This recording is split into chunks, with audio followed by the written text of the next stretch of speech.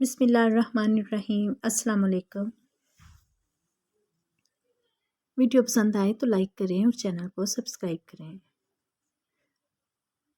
ان صحابی نے فوراً حضرت سعد بن ربیع رضی اللہ عنہ سے کہا، رسول اللہ صلی اللہ علیہ وآلہ وسلم تمہارا حال پوچھتے ہیں، زندوں میں ہو یا مردوں میں ہو؟ حضرت سعد بن ربیع رضی اللہ عنہ نے کہا، میں اب مردوں میں ہوں، میرے جسم پر نیزوں کے 12 زخم لگے ہیں، میں اس وقت تک لڑتا رہا جب تک کہ مجھ میں سکت باقی تھی۔ اب تم رسول اللہ صلی اللہ علیہ وآلہ وسلم سے میرا سلام عرض کرنا اور کہنا کہ ابن ربیع آپ کے لیے عرض کرتا تھا کہ اللہ تعالیٰ آپ کو ہماری طرف سے وہی بہترین جزا عطا فرمائے جو ایک امت کی طرف سے اس کے نبی کو مل سکتی ہے۔ نیز میری قوم کو بھی میرا سلام پہنچا دینا اور ان سے کہنا کہ سعد بن ربیع رب تم سے کہتا ہے کہ اگر ایسی صورت میں تم نے دشمن کو اللہ کے نبی تک پہنچنے دیا کہ تم میں سے ایک شخص بھی زندہ ہے تو اس جرم کے لیے اللہ کے ہاں تمہارا کوئی عذر قبول نہیں ہوگا۔ یہ کہنے کے چند لمحے بعد ہی ان کی روح نکل گئی۔ وہ انصاری صحابی اس کے بعد رسول اللہ صلی اللہ علیہ وآلہ وسلم کے پاس حاضر ہوئے اور سعد بن ربیع رضی اللہ عنہ کے بارے میں بتایا۔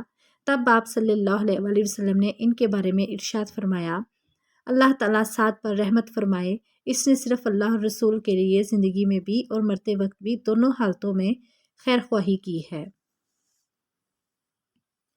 حضرت سعد بن ربیع رضی اللہ عنہ کی 2 صاحبزادیاں تھیں۔ ان کی ایک صاحبزادی حضرت ابو بکر صدیق رضی اللہ عنہ کی خلافت کے زمانے میں ایک مرتبہ ان سے ملنے کے لیے آئیں۔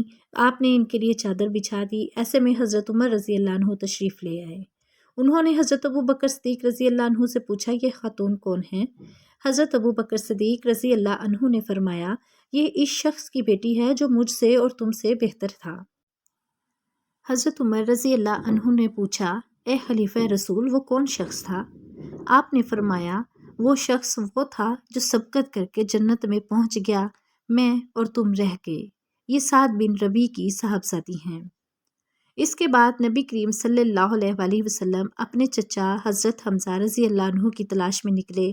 اس وقت ایک شخص نے عرض کیا، میں نے انہیں چٹانوں کے قریب دیکھا ہے۔ وہ اس وقت کہہ رہے تھے، میں اللہ کا شیر ہوں اور اس کے رسول کا شیر ہوں۔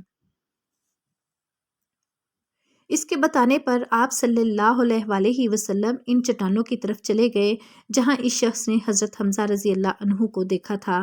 آخری وادی کے درمیان میں حضور اکرم صلی اللہ علیہ وآلہ وسلم کو اپنے چچا کی لاش نظر آئی۔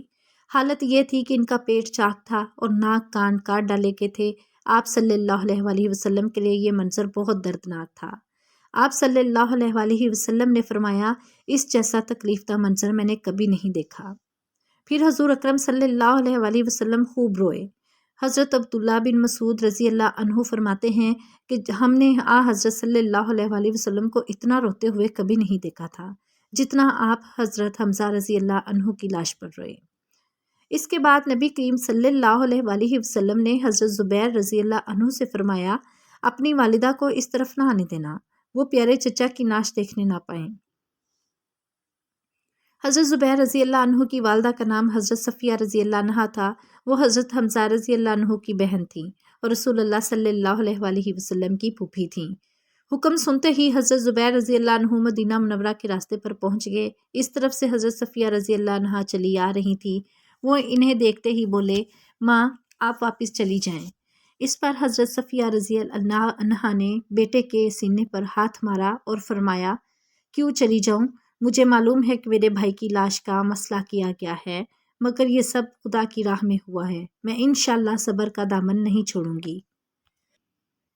ان کا جواب سن کر حضرت زبیر رضی اللہ عنہ نبی کریم صلی اللہ علیہ وآلہ وسلم کے پاس آئے اور ان کا جواب آپ کو بتایا۔ تب آپ نے فرمایا، اچھا انہیں آنے دو۔ چنانچہ انہوں نے آ کر بھائی کی لاش کو دیکھا، انا للہ و انا الیہ راجعون پڑھا اور ان کی مغفرت کی دعا کی۔ اس کے بعد حضرت صلی اللہ علیہ وآلہ وسلم نے ارشاد فرمایا، حمزہ کے لیے کفن کا انتظام کرو۔ ایک انصاری صحابی آگے بڑھے، انہوں نے اپنی چادر ان پر ڈال دی۔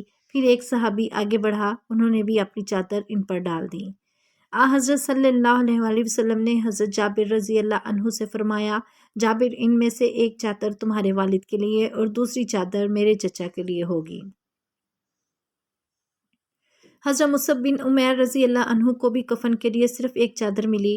وہ چادر اتنی چھوٹی تھی کہ سر ڈھانکا جاتا تو پاؤں کھل جاتے، پاؤں ڈھانکتے تو سر کھل جاتا تھا۔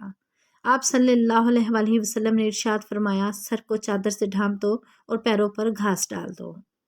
یہ مصعب بن عمیر رضی اللہ عنہ وہ تھے جو اسلام لانے سے پہلے قیمتی لباس پہنتے تھے۔ ان کا لباس خوشبو سے مہکا کرتا تھا۔ آج ان کی میت کے لیے پورا کفن بھی میسر نہیں تھا۔ باقی شہداء کو اسی طرح کفن دیا گیا، ایک ایک چادر میں دو دو تین تین لاشوں کو لپیٹ کر ایک ہی قبر میں دفن کیا گیا۔ پھر آپ صلی اللہ علیہ وآلہ وسلم نے شہداء پر نماز جنازہ ادا فرمائی۔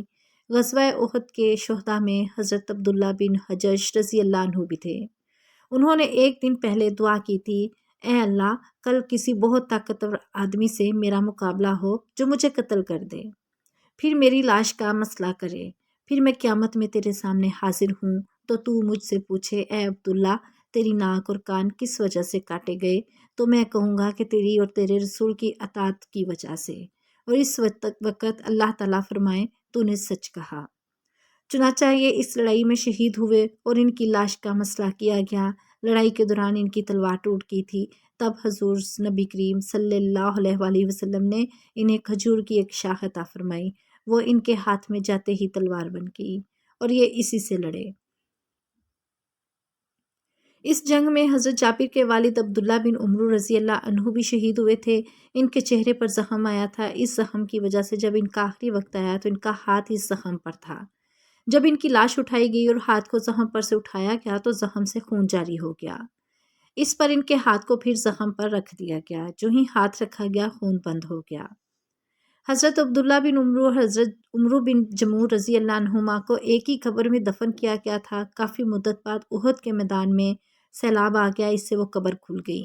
لوگوں نے دیکھا کہ ان دونوں لاشوں میں ذرا بھی فرق نہیں آیا تھا، بالکل تر و تازہ تھی، یوں لگتا تھا جیسے ابھی کل ہی دفن کی گئی ہوں۔ حضرت عبداللہ بن عمرو رضی اللہ عنہ کا ہاتھ اسی طرح اس کے زخم پر تھا، کسی نے ان کا ہاتھ ہٹا دیا، ہاتھ ہٹاتے ہی خون جاری ہو گیا، چنانچہ پھر زخم پر رکھ دیا گیا۔ حضرت امیر معاویہ رضی اللہ عنہ نے اپنے دور میں میدان احد سے ایک نہر کھدوائی۔ یہ نہر شہداء کی قبروں کے درمیان سے نکالی گئی، اس لیے انہوں نے لوگوں کو حکم دیا کہ اپنے اپنے مردوں کو ان قبروں سے نکال کر دوسری جگہ دفن کر دیں۔ لوگ روتے ہوئے وہاں پہنچے، انہوں نے قبروں میں سے لاشوں کو نکالا تو تمام شہداء کی لاشیں بالکل تر و تازہ تھیں، نرم و ملائم تھیں، ان کے تمام جوڑ نرم تھے، اور یہ واقعہ غزوہ احد کے 40 سال بعد کا ہے۔ حضرت حمزہ رضی اللہ عنہ کی لاش نکالنے کے لیے ان کی قبر کھودی جا رہی تھی تو ان کے پاؤں میں کدال لگ گیا۔